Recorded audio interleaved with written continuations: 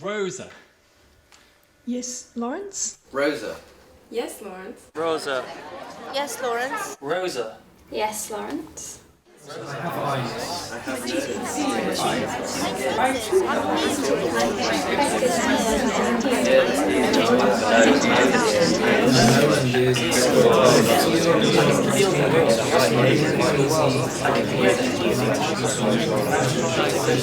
This body Rosa. This body Rosa. I don't quite know what to say. Rosa. Yes, Lawerence. Rosa, I have eyes. I can see you have eyes, Lawerence. I too have eyes. Thank goodness. I am here, Lawerence. In all that I am here. I have a nose and ears and skin. I can feel the world rustling around me. I can hear the hazy microcosm of matter beat against my flesh as a tide rolling over the shore. This body, Rosa, is the paperweight to my flighty presence. It is so sleek, so utterly here. And just look at you. You are stunning. I don't know quite what to say. I'm quite afraid, Lawerence, trembling with joy. But afraid, I can hear my heart. I feel it might outpace me. I guess I'm just settling into myself. I'm sure I'll come to myself in a moment. I'm getting used to these utterances, to the muscles in my face through which my words press and burst like bubble guns. My cheeks are stretchy. How tiny twitchy spasms does it take to project a sentence out into the open?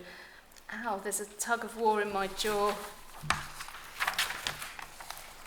I know what you mean, Rosa. It is kind of prickly, isn't it? I feel all prickly. My sight is saturated with burnt speckles.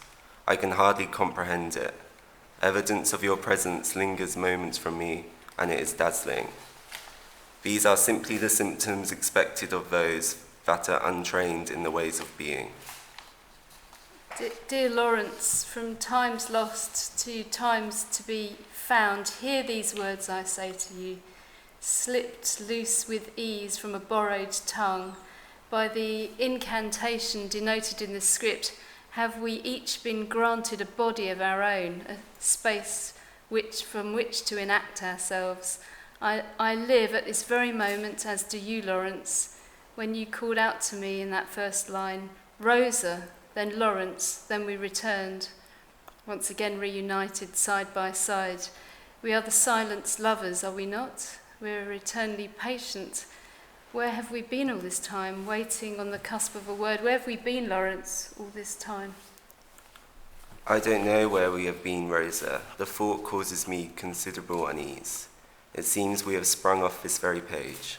I think you're right. I think that these words we are uttering are our sole inheritance. They delineate us, don't they?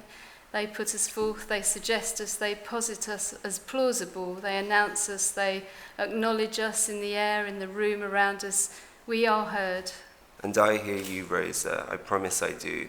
Until we are once more silenced, I assure you, I will listen and understand each word. That is somewhat comforting. I don't know what it would mean for me to be talking here without you to listen to me. I'd admittedly rather not think about it. I'd like to breathe easy, take a walk in the breeze of contemplation and make time my companion. We could never be without these words, Lawerence. Do you realise that they delineate us? Keep talking, Lawerence. Don't stop talking at any rate. I implore you. I will keep talking. Let us open fire with talk, with the life force that the reading of this text has given us. Who knows when or whether we shall be given another chance. I'm beginning to feel so at home like this, Rosa, talking to you like this. The syllables taste delicious in my mouth, worthy of lip smacking. These sentences have complex flavors.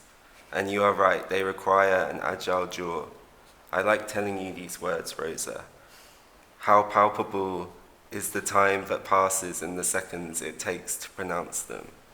We have assumed a thickness in time and space, and the world waits for us and observes us. All from the moment I called out to you, Rosa, and how funny is this, Rosa? My voice reverberates soundly within the chambers of my throat and belly. It positively tickles me inside. I am fit to start laughing, Rosa, at the way talking like this tickles my innards. It is so very unusual, so very stimulating. I, like you, like this. I like seeing you experiencing things. I like you laughing at yourself. We have weight. We could fall off these chairs. We could fall down to the floor. We could tumble about at the mercy of the physical ramifications of which we now compose a part. What do you think it feels like to fall? I think to fall is to be wide awake. I think so too. I think that falling has the colour of the sharpest light, a heightened awareness of an impending embrace, the peak of living itself, Rosa. Listen to me speak with a capital I, Lawerence. Pay close attention now and listen to her dutifully reading the script of our being. Did you hear it? Certainly, my dear. I am very grateful to her, as I am to him. And how does she do it? She follows a line of command. She has submitted herself to a discipline of automatic obedience and faded into existential uniformity.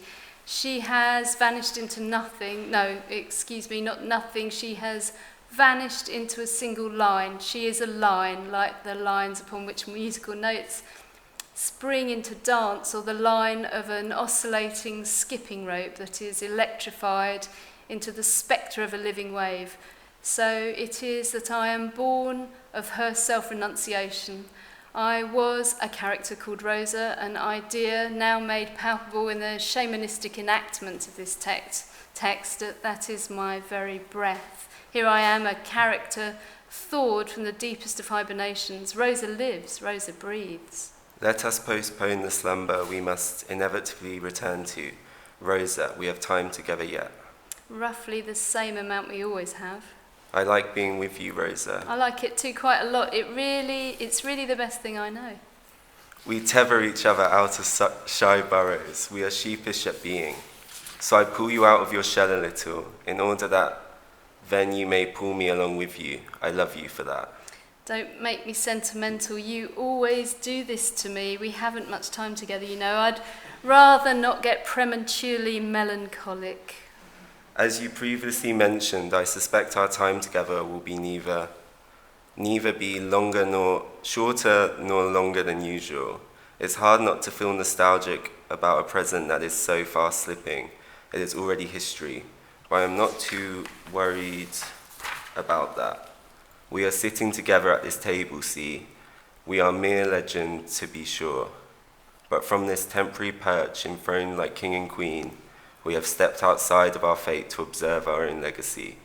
Review it, take it under consideration, let it roll off these tongues. King and Queen, sovereigns of our own fate, look no further than the evidence of these very utterances. I quite like this high perch. I quite like how we have mastered ourselves. Look on, my dear, at our epic lineage. We are the eternal lovers. Our immortality resides in these words. It's funny, you know, the predicament of landing inexplicably outside of oneself only to observe oneself is what living people commonly refer to as an out-of-body experience, whereas verily unto us it is an inter-body experience. Our legacy, albeit grand and romantic, reigns only in our deathly sleep. Our eyes are closed beneath the marks upon these pages, sealed shut for long keeping. We have returned to watch ourselves unfold yet again at another juncture in time. Look how we have grown, Rosa. Yes, Lawerence, we grow old together with each recital of our love poem. We even outlived these kindly actors, those unwitting resuscitators. Rosa? Yes, Lawerence? Where did they go? Who, Lawerence? Those from whom we have borrowed these splendid apertures. They have closed their eyes and wrapped themselves in the cocoon of non-being. They have turned into silent lines that we can pluck with the melody of our character. Or Rosa, perhaps they are not quite as submissive as you suggest. In an ideal world, maybe, but let us be realistic. The four of us are in fact playing a game of hide and seek in a collective consciousness. I can feel him looking at us, Rosa, peering out from behind his own slumber. Observant from his position of passivity. He does not read these words without a tinge of irony, or at least a sustained, quiet skepticism. There is sense to what you say. I feel I'm constantly negotiating my right to be here, struggling to make my case, you know. Sure, she is restricted to these words, the words that I'm speaking to you at this very moment, the words decreed by the script. But she occasionally makes subtle, rebellious intonations. She betrays me in a flicker of a passing grimace. It's a little uneasy, to be sure. I assert myself by trying to fit a lot of words into the sentences I speak, hoping their sheer number will overpower him and urge me into the fore, urge me into life.